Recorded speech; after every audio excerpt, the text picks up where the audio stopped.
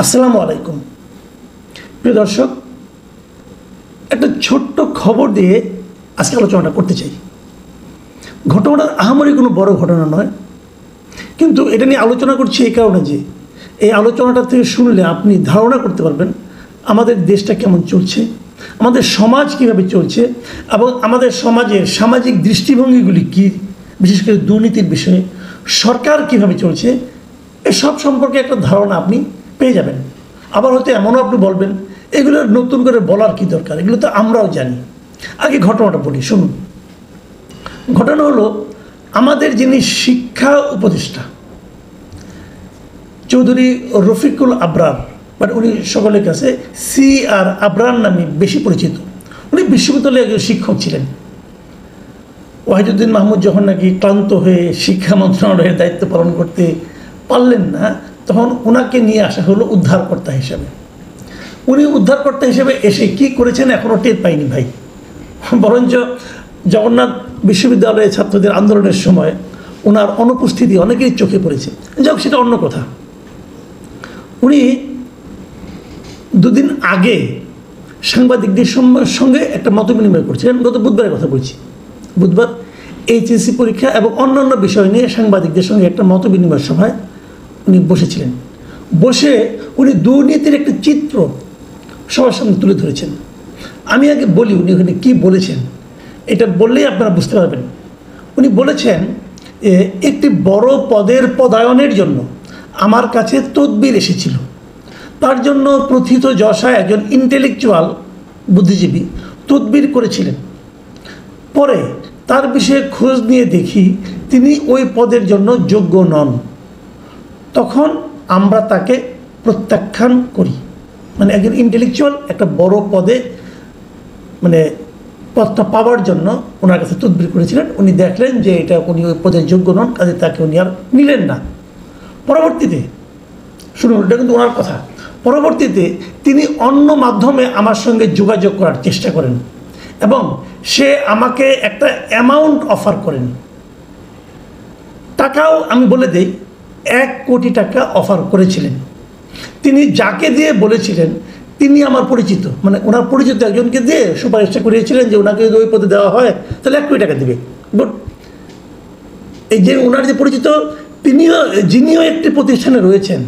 আমি আর বিস্তারিত বলতে চাচ্ছি না, আমি বোঝাতে চাচ্ছি আমার সহকর্মী যারা আছেন তারা যেন নৈতিক অবস্থানে স্থির থাকেন।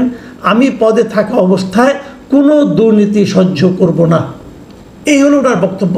তারপরে আরও অন্যান্য কথা বলেছেন, আমি এইটুকুই নিচ্ছি। এইটুকু শুনে আপনার কাছে কী মনে হচ্ছে? মনে হচ্ছে CR আবরার সাহেব অত্যন্ত সৎ একজন ব্যক্তি। উনি 1 কোটি টাকা প্রলোভনও গ্রহণ করেন না এবং যে পদে একজন ইন্টেলেকচুয়ালকে নিয়োগ দেওয়ার কথা সেই ভদ্রলোক ওই কাজের জন্য যোগ্য নন বলে উনি তাকে সেখানে পদায়ন করেননি। মানে উনি সৎ থেকেছেন, নিজের দায়িত্বের প্রতি সৎ থেকেছেন। তার একজন পরিচিত ব্যক্তি তাকে 1 কোটি টাকা অফার করার পরেও সেটা গ্রহণ না করে সৎ থেকেছেন এবং ওনার মন্ত্রণালয় জিরো টলারেন্স। CR আবরার সাহেবের এই কথা আমি বিশ্বাস করতে চাই যে ওনার মন্ত্রণালয় জিরো টলারেন্স। কাল থেকে আপনারা যারা শিক্ষা ভবনে যাবেন কাজের জন্য, তারা যদি দুর্নীতির মুখোমুখি হন, তাদের কাছে যদি দুর্নীতির প্রস্তাব দেওয়া হয়, উৎকোচের প্রস্তাব দেওয়া হয়, ঘুষের প্রস্তাব দেওয়া হয়, আপনারা প্লিজ CR আবরার সাহেবকে জানাবেন যে আপনি যে জিরো টলারেন্স, দেখেন কি হয়। শিক্ষা বিভাগের দুর্নীতি, খাদ্য বিভাগের দুর্নীতি, এগুলো আমি যখন সাংবাদিকতা শুরু করি আজকের থেকে 36-37 বছর আগে, তখন থেকে এগুলো ওপেন সিক্রেট ছিল। CR আবরার কতটুকু থামাতে পারবেন আমি জানি না। তারপরেও যদি কেউ পান ওনাকে ফোন করে জানায়েন অথবা ওনাকে চিঠি লিখে জানায়েন। আর যদি ওনাকে জানাতে না পারেন আমাকে জানায়েন, আমি ওনাকে জানাই দেবো। যাক, এটা হলো একটা সাইড টক করলাম। এখন আসল কথায় আসি। দেখুন, একটা জিনিস হলো উনি প্রমাণ করতে চাইলেন উনি খুব সৎ, আমি মানলাম উনি খুব সৎ। কিন্তু উনি এই যে বললেন সাংবাদিকদেরকে, এর মাধ্যমে জাতির কী লাভ হলো বলেন তো আমাকে? আমি তো বরং বলি ক্ষতি হলো। কীভাবে? শুনুন, এর মাধ্যমে অনেকেই জানলো যে এরকম একটা পদের বদলির রেট হলো 1 কোটি টাকা।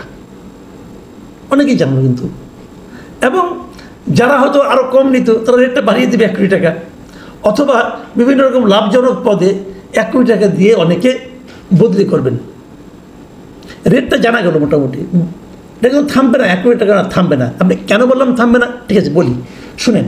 গত 10 মাস ধরে উপদেষ্টারা দায়িত্ব পেয়েছেন, বিনা পরিশ্রমে সবাই উপদেষ্টা হয়েছেন। উপদেষ্টা হওয়ার জন্য কাউকে কোনো সাধনা করতে হয় নাই, কাঠখড় পোড়াতে হয় নাই, উপদেষ্টা হয়ে গেছেন।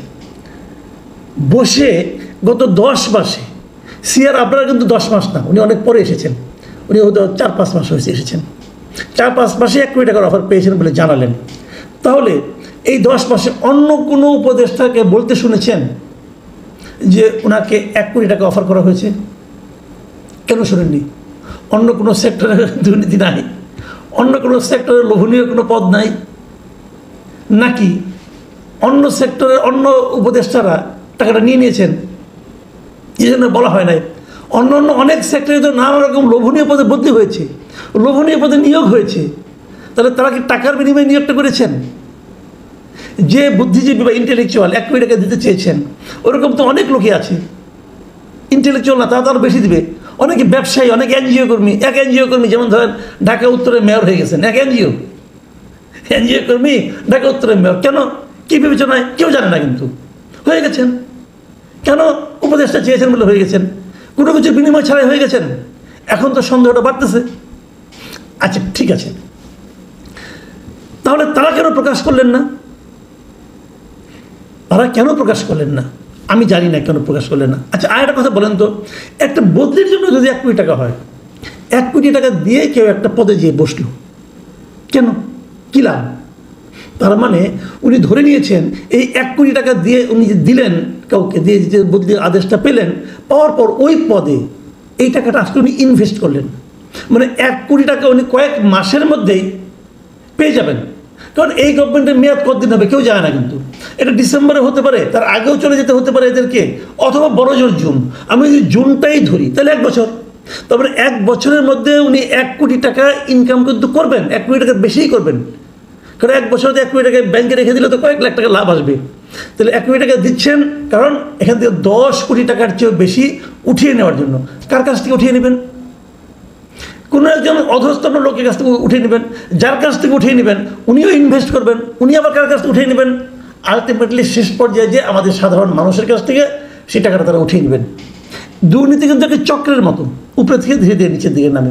সিআর আবরার সাহেব সেটা গ্রহণ করেননি, উনি বলেছেন, আমি বিশ্বাস করেছি, আমি অতটা সন্দেহপাতিগ্রস্ত নই যে আমি বলবো যে আপনি 1 কোটিতে রাজি হন নাই, 1.5 কোটিতে নিচ্ছেন, এটা আমি বলতে চাচ্ছি না।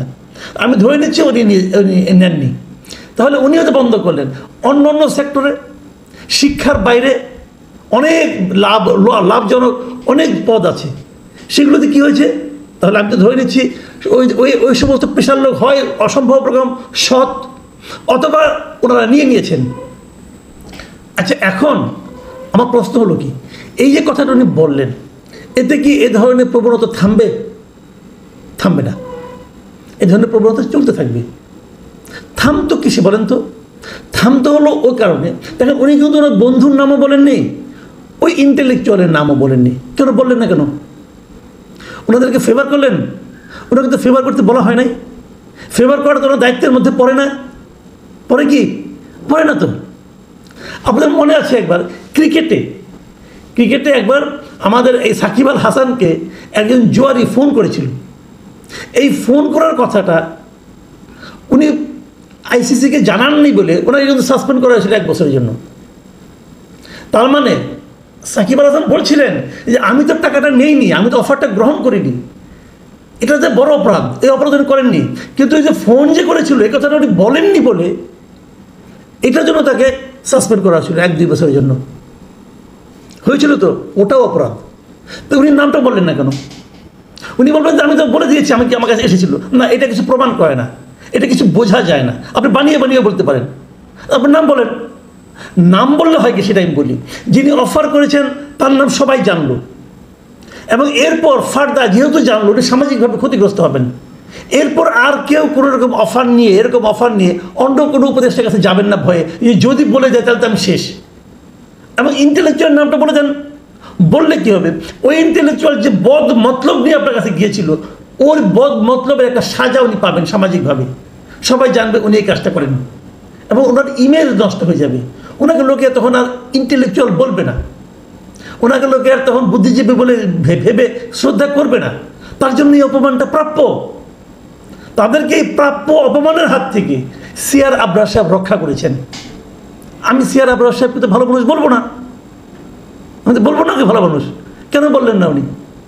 দেখুন, আপনারা হয়তো বলবেন যে এইভাবে মানে একটা লোক ভালো কাজ করলো তাও আপনি এইভাবে তাকে ধরছেন। না, আমি ধরছি না, আমি একটা ঘটনাকে উল্লেখ করছি।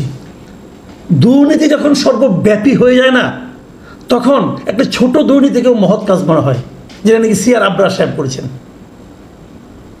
সিআর আবরার সাহেব বলেছেন ওনার মন্ত্রণালয়ে দুর্নীতির ব্যাপারে জিরো টলারেন্স। আমি দেখি জিরো টলারেন্স হয় কিনা, দেখি উনি কোনো চিঠি পান কিনা, অথবা কেউ আমাকেও লেখে কিনা, দেখি, আমরা পেয়ে যাবো ইনশাল্লাহ। একটা কথা বলি, সিআর আবরার সাহেব আপনি দুর্নীতি থামাবেন, ভালো কথা। শিক্ষা মন্ত্রণালয়ের দায়িত্ব নিয়েছেন, ভালো কথা। ইউনিভার্সিটির টিচার ছিলেন, আপনি বলেন তো ইউনিভার্সিটিগুলো পাবলিক ইউনিভার্সিটিগুলোতে ফার্স্ট ইয়ারে ক্লাস শুরু হয়েছে, কেন হয়নি? এইচএসসি পরীক্ষা শেষ হয়েছে কবে? গত বছরের সেপ্টেম্বরের রেজাল্ট হয়ে গেছে, তারপরে প্রায় 1 বছর হয়ে গেল, আপনি ফার্স্ট ইয়ারে তো ক্লাসই শুরু করতে পারেন নাই। কেন পারেন নাই? আপনার কাজ ওইটা, ওই কাজটাও করতে পারেন না, এই কাজটাও করতে পারেন না। মিষ্টি মিষ্টি কথা বললে ভাই চিরা ভিজবে না। কেন এখন পর্যন্ত পাবলিক ইউনিভার্সিটিগুলোতে ক্লাস শুরু হয় নাই? কেন? 1 বছর লাগে ক্লাস শুরু হতে, নাকি সবাই সমন্বয় হবেন? ভাই, শিক্ষা ব্যবস্থা 12টা বেজে গেছে, এদেশের শিক্ষা ব্যবস্থার 12টা বেজে গেছে। স্টুডেন্টদেরকে সরকার মাথায় তুলেছে এমনভাবে যে সবাই এখন সমন্বয় হতে চায়, লেখাপড়া করতে চায় না, সমন্বয় হয়ে নানা তদবির বাণিজ্যে লিপ্ত হতে চায়। আর কালো টাকা সাদার ব্যবস্থা করে দেওয়া হয়েছে, নানাভাবে টাকা উপার্জন করে প্লট আর ফ্ল্যাট কিনতে চায়।